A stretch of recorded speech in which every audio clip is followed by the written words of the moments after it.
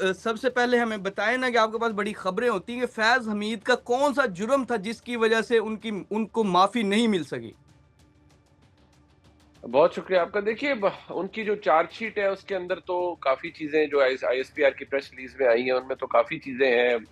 Official secret act की violation है, politics के अंदर इन्वॉल्वमेंट एक मामला है, अब्यूज ऑफ अथॉरिटी एक मामला है, लॉस टू पर्संस एक मामला है। उसमें काफ़ी चीज़ें हैं, लेकिन जिन चीज़ों की इन्वेस्टिगेशन हो रही है वो तो मई 9 और 25 मई 2022 और नवंबर 2022 के प्रोटेस्ट भी हैं, और उसमें एक हम्म। साजिश भी थी जिसके तहत आर्मी चीफ हम्म। जनरल आसिम मुनीर साहब की अपॉइंटमेंट को सैबोटाज करने की एक कोशिश थी।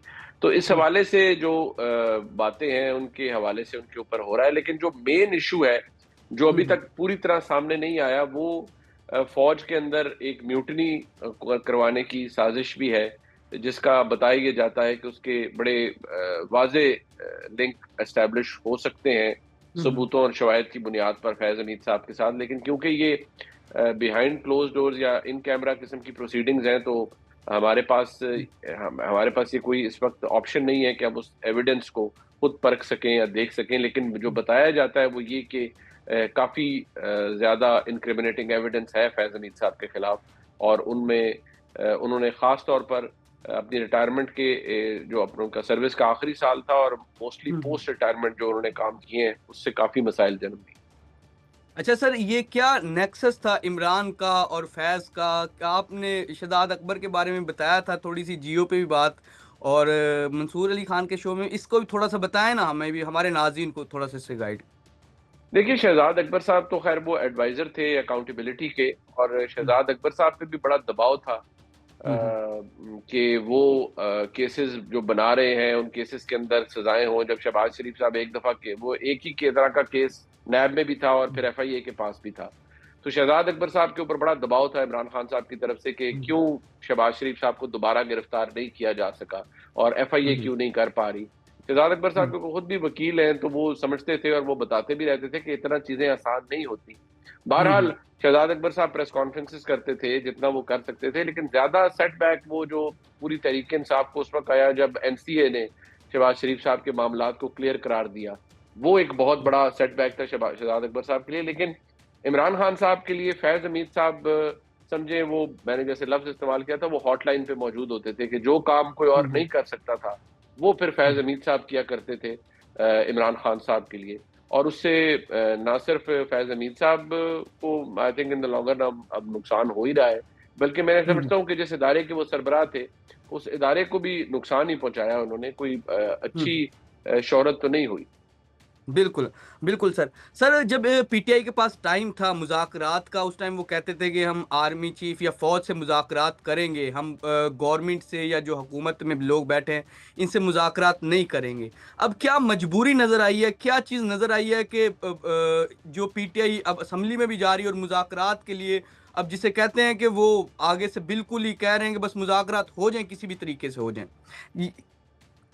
देखिए कदाफी साहब, इसकी जो डेस्परेशन है उसकी वजह यह है कि तहरीक इंसाफ के पास कोई ऑप्शन उस तरह से नहीं है, लेवरेज हम्म। कोई नहीं है। हमेशा याद रखें, नेगोशिएशन सियासी जमातों, एस्टेब्लिशमेंट, गवर्नमेंट्स के दरमियान होती हैं, तो हम्म। जिस जमात के पास कोई हो, हम्म। लेवरेज हो, वो फिर उसे हम्म। इस्तेमाल भी करती है और फिर अपने टर्म्स को डिक्टेट भी कराती है। लेकिन यहाँ तो तहरीक इंसाफ का जो 26 नवंबर हम्म। 24 नवंबर वाली कॉल थी वो फेल हुई। फिर हम्म। सिविल नाफरमानी का कोई इम्पैक्ट नहीं, वो प्रोडक्ट बायकॉट का जो काम ये कर रहे हैं उसमें हम्म। कोई उसका कोई बड़ा इम्पैक्ट कुछ भी नहीं आ रहा, हम्म। बड़ा क्या छोटा इम्पैक्ट भी नहीं आ रहा। और ना ही हम्म। लोग इतने पागल हैं जो तरसीलात भेजते हैं, वो तो तमाम पाकिस्तानी हैं और वो आर्मी चीफ के तनख्वाह वाले अकाउंट में या वजीर आजम के तनख्वाह वाले अकाउंट में पैसे नहीं भेजते, वो तो भेजते हैं अपने प्यारों को, घर वालों को। तो उन्होंने तो पैसे भेजने हैं, वो तो अपने घर वालों के लिए मेहनत कर रहे हैं बाहर, जो जो भी लोग हैं, और उनका बहुत एहतराम है। लेकिन ये जो तमाम की बातें की गई है ये सेल्फ डिफीटिंग है, और मुझे लगता है इनका नुकसान तहरीक इंसाफ को हुआ है। तो अब उनको ये पता है कि एक तरफ फैज हमीद वाला साहब वाला मामला जो है वो उसको वो पहिए लग चुके हैं, चार्जशीट कर दिया गया है और मामलात हो रहे हैं, और नुक्ते जोड़े जा सकते हैं शवायद की बुनियाद पर कि इमरान खान साहब और फैज हमीद साहब का नेक्सस था, गठजोड़ था, जो कि प्रेस रिलीज के अंदर बताया भी गया है। तो अगर इसके हम्म, नुक्ते जुड़ जाते हैं on the basis of evidence, तो फिर तो हम्म, इमरान खान साहब के लिए बड़े मसाइल होंगे। और एक तरफ सुप्रीम कोर्ट के अंदर सिविलियंस का, फौजी कोर्ट के अंदर ट्रायल के हवाले से जो प्रोसीडिंग्स है वो भी चल रही हैं, वो दोबारा चलना शुरू हो गई हैं। हम्म, अगर अदालत की फैसला कर देती है कि मखसूस हालात में सिविलियंस का ट्रायल फौजी अदालत में हो सकता है, तो फिर तो एक फ्लड गेट भी खुलेगा और बहुत से बिल्कुल मसाइल भी हो सकते हैं इमरान खान साहब के लिए। बिल्कुल बिल्कुल सर, बिल्कुल सर। सर खबरें कुछ गर्म है कि चार्जशीट तो हो गई, लेकिन फैज हमीद की फांसी तक बात आ सकती। दूसरा, इमरान खान मिलिट्री तहवील में जाएंगे या नहीं जाएंगे? देखिए, ये फैसला तो बहरहाल मिलिट्री कोर्ट के अंदर होगा कि अगर तो म्यूटनी का चार्ज एस्टेब्लिश हो सकता है, हो जाता है, तो उसकी तो कैपिटल पनिशमेंट भी है, उसकी लाइफ सेंटेंस भी है, 10 साल भी हो सकती है, 14 साल भी हो सकती है।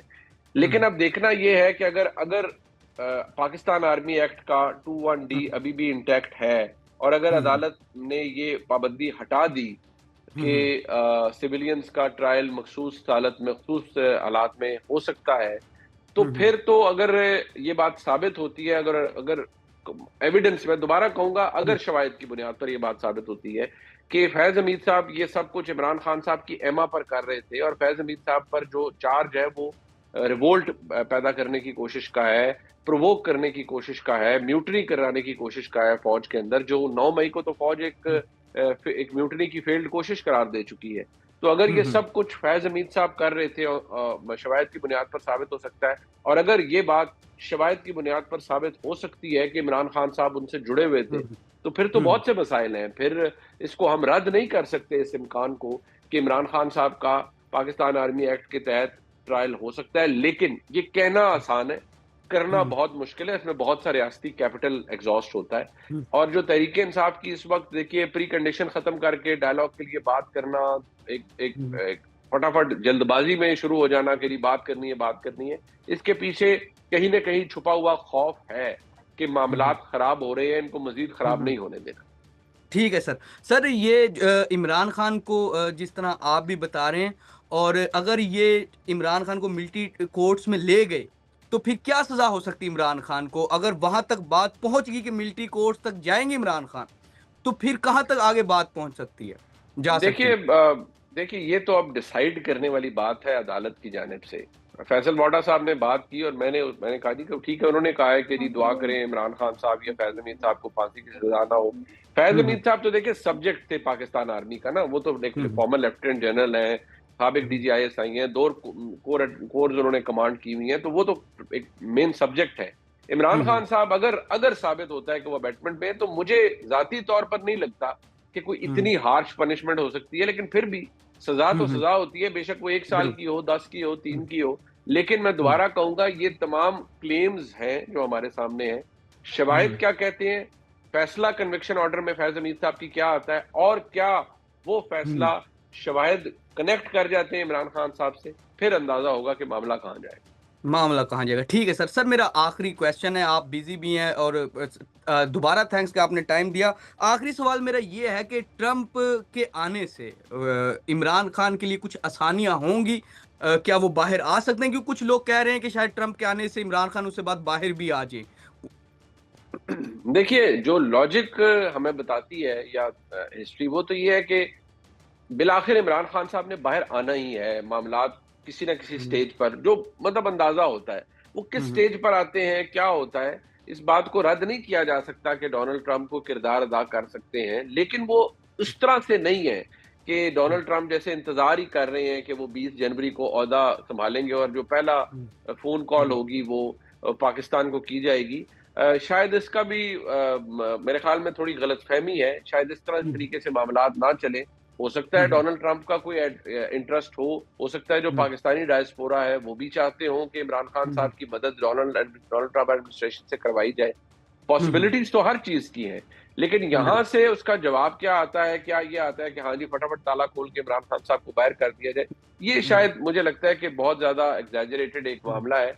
इस हम्म, बात को भूलना नहीं चाहिए कि हम्म, पाकिस्तान अमेरिका के साथ ताल्लुक अब शायद बल्कि मैं यकीनी तौर पर कह सकता हूँ वाया रियाद रखेगा।